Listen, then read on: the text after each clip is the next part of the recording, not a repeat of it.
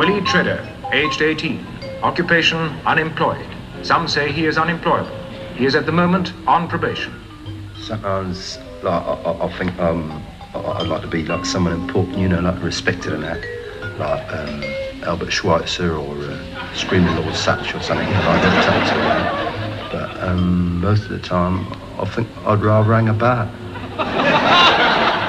This is the street where Willie lives with his parents. Significantly, perhaps, Willie's room is in the basement.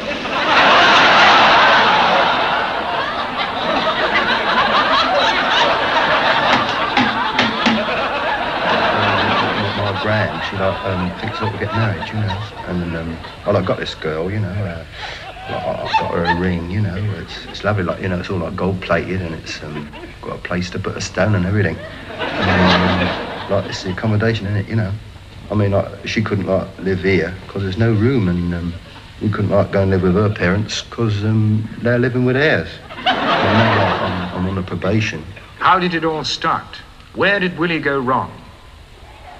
As I was saying, Chile down here, Venezuela, and of course, Brazil a little more over there.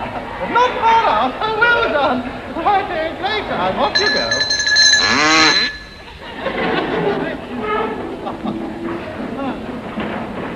Yes, Willie Tredder, yes.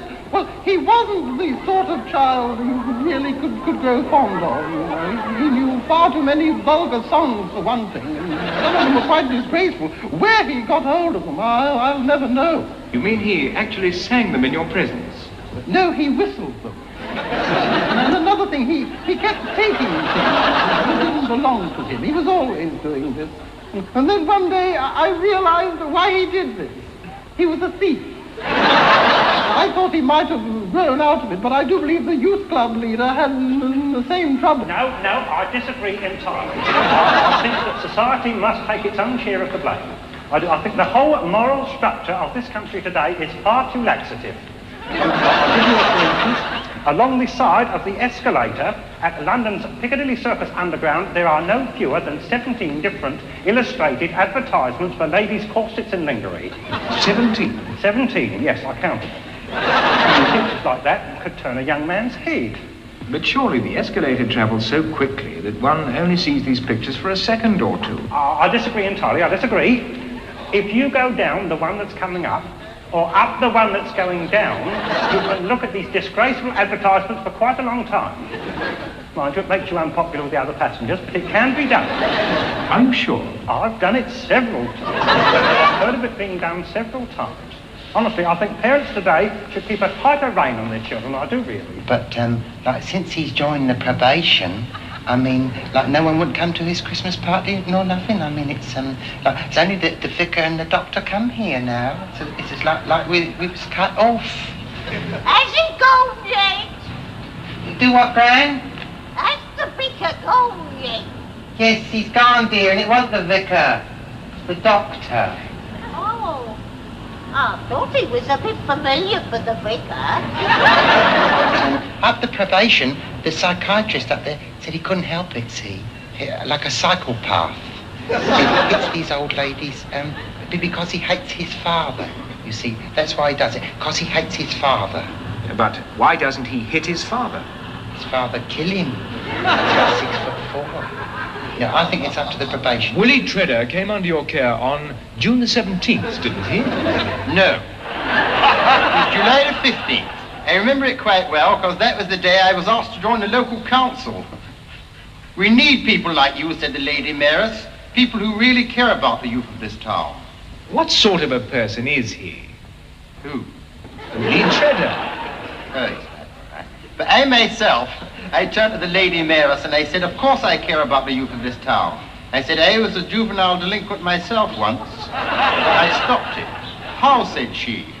I grew up, said I. And the Lady Mayoress, who's rather on the plump side, fairly shook with laughter. They must be quite a handful. Juvenile delinquents always are. He's not a jubilant delinquent. He's just like high-spirited, that's all. His foreman thought differently. I want workers here, not picnics, you know. he comes in here wearing that dirty T-shirt and them open-neck trousers. When he gets here, he doesn't do any work. He spends up his time in... You're going to be in there all day? I mean, it's not as if he's reading the racing results. Of all the 97 jobs Willie has had since he left school, none has lasted more than a few days.